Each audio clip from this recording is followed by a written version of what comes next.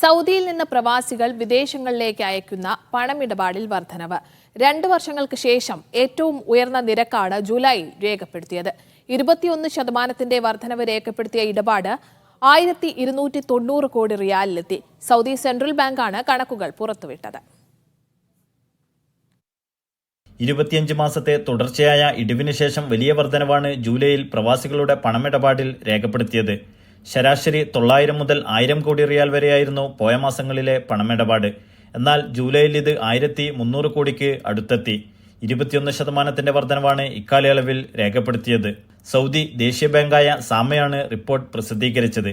2021 ജൂലൈയിലാണ് അവസാനമായി 1200 കോടിക്ക് മുകളിൽ പണമിടപാട് രേഖപ്പെടുത്തിയത്.